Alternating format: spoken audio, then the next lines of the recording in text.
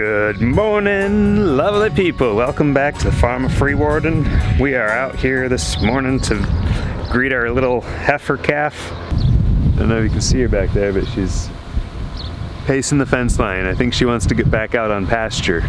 Last night, we let her out into the pasture for just a couple of hours, and she had a fantastic time.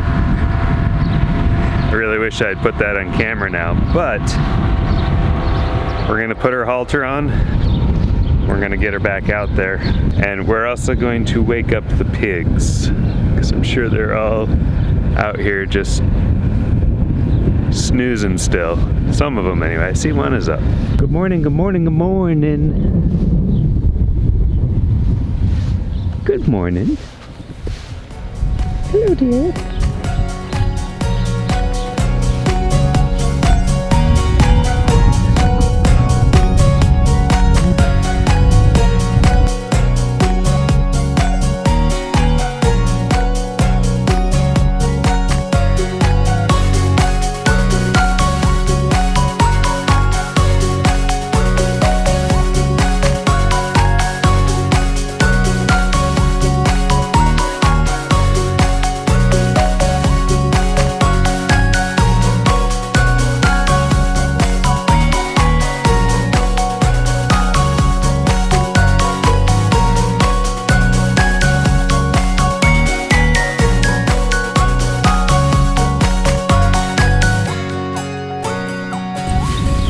Having a wonderful time out here last night. I don't think she met the sheep, but she had a lot of fun with the pigs. She was following the piglets around last night. They weren't quite sure what to make of her.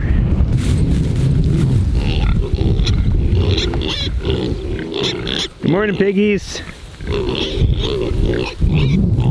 Good morning. So for the last several days, I've just been letting the pigs free range out here, and they've been much happier. They've been eating tons of grass. They've not been rooting up the pasture like some people might be afraid of with letting pigs free range on a nice, lush, beautiful pasture like this. I've not had a problem with them doing that. What I have noticed is they are spending a lot of time eating grass. Way more time than they did in there, right? And they weren't eating all that down. So I think what they're doing is they're basically getting more in their diet of what they want. So they're finding more of what they actually want to eat out here, consuming that. And that's been kind of fun to see them eating a lot more. But it looks like we're all gonna go on a walk here. Piggles and... Hey, you don't gotta be a bully about it. She's just minding her own business, walking with us. Isn't that right, girl? So we still haven't named her. We were waiting for the last of the submissions to come in for our cow name. And so we'll see, but look how calm she is. She just lets you walk with her. We're gonna go exploring. Should we go meet the sheep? You haven't met the sheep yet.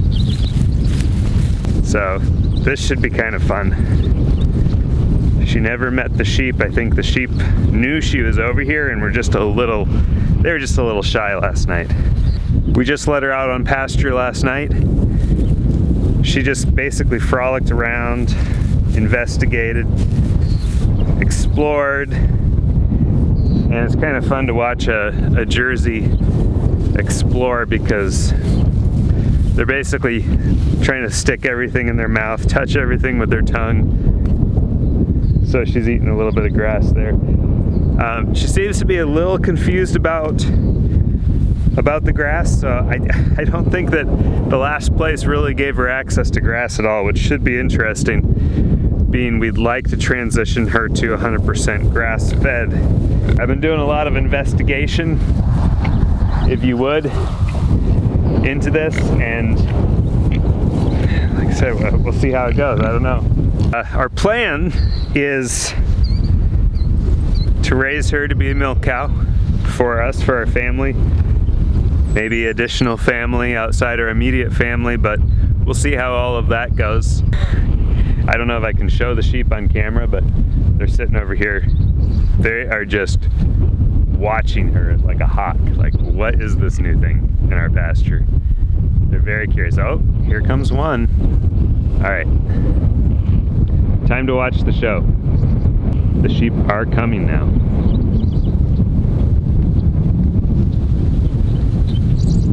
First meeting.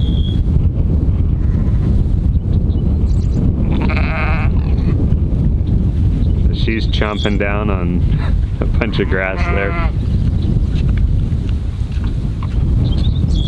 What do you think there, girl? Oh, they're gonna come right up to her. Oh, now she's the one that's gonna back up a little bit. Yeah, watch out for the piggies. Please don't hurt them. It's okay. It's okay. Yeah, you're okay. All right, sheep backed off a little bit, which is really good to see. They're not gonna pressure her too much. And then one, oh. One little lamb jumped and darted, and the rest of them took off. I have a ton to learn about cows, but she just looks like a really good cow to me. And I know nothing. I mean, I know nothing about cows. Next to nothing. I don't even know what I don't know about cows. But I'm excited to learn.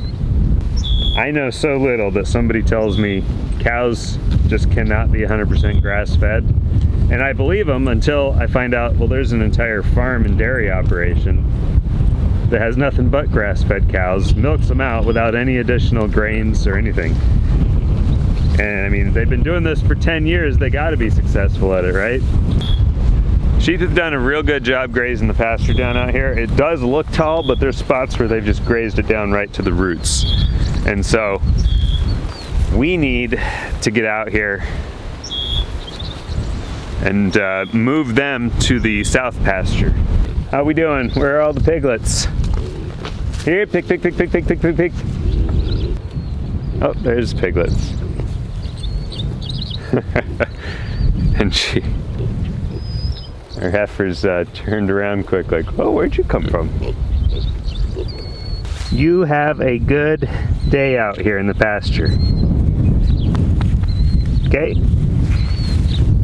Oh, I've got a day cut out for me. I completely forgot that we got these last night, these nesting boxes for our chickens with the rollouts, so that hopefully we'll start getting clean eggs and my girls don't have to wash as many eggs before we can eat or sell them. Because the way that it's set up right now, it's so messy, so dirty. And it doesn't matter, you change the bedding, it doesn't matter. I find that milk cartons do not work very well at all for nesting boxes if you want to get clean eggs.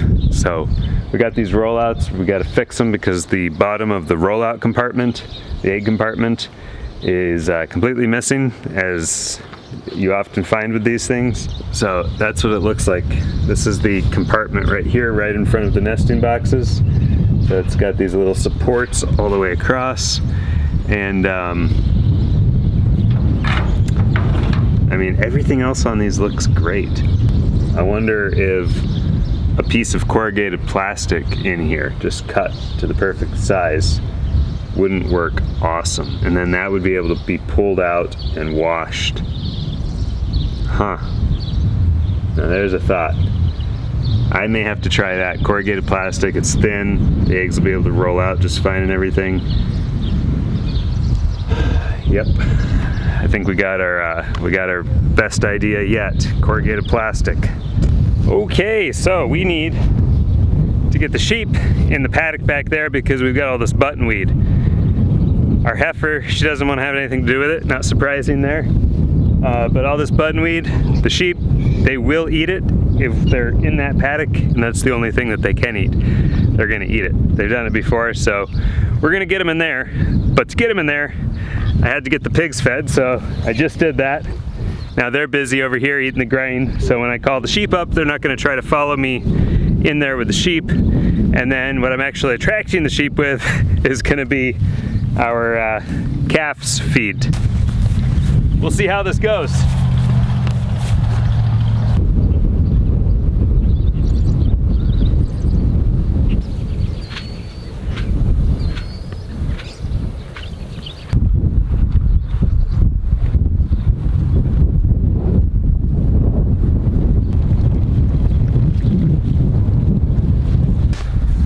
Okay, so that was a success, even though it was a little harder than I planned, but we got them in the paddock, and now they can start trampling this down and eating it, and hopefully we won't have a whole bumper crop of buttonweed next year.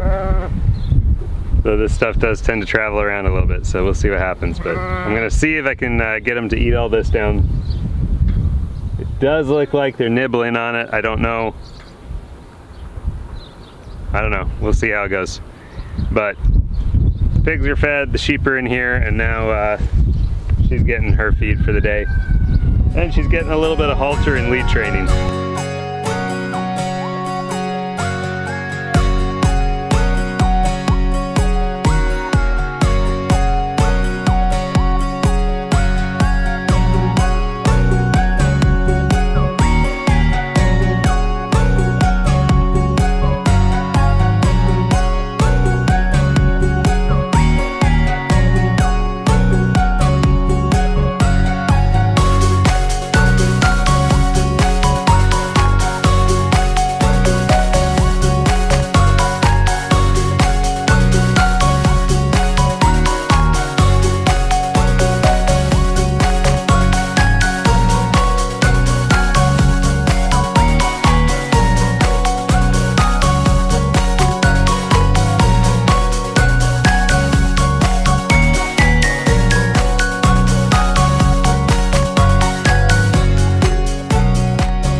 So let's check on our quail here. We've got our up and coming, they got to be getting close to 6 weeks old, our up and coming breeders here. They've been in this cage for a few weeks now, so they would have gone in there when they were about 3 weeks, and I think it's been about 3 weeks that they've been in there.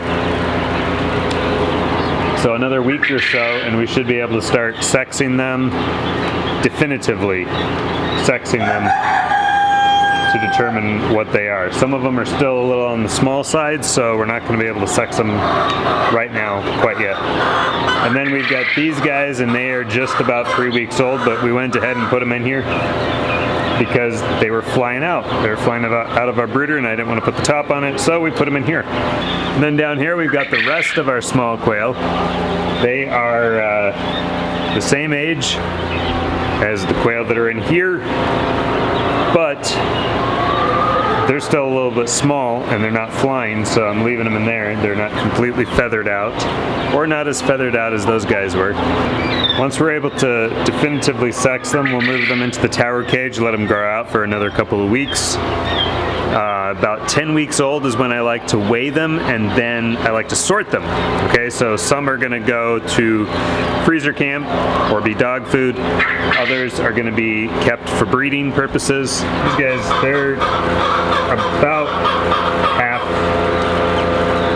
full weight. Look at those colors.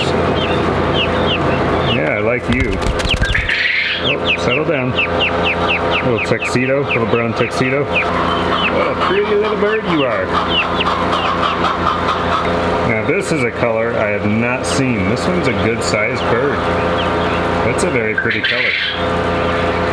I've not seen this before in any of our other quail. I'm not sure what you call this.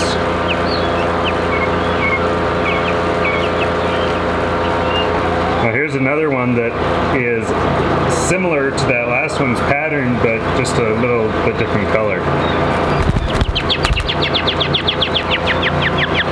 Look at those colors. Very nice. I like this one. that wheel right there, that wheel, that was completely covered in buttonweed, so they are eating it. Oh, they're even eating some of the stem. So I expect they'll probably have this eaten down in another day. All right, folks, from Ragnar and me, you all take care, stay safe, hug somebody, God bless you. Everything is going to be okay. Yes, that's a good boy. Peace.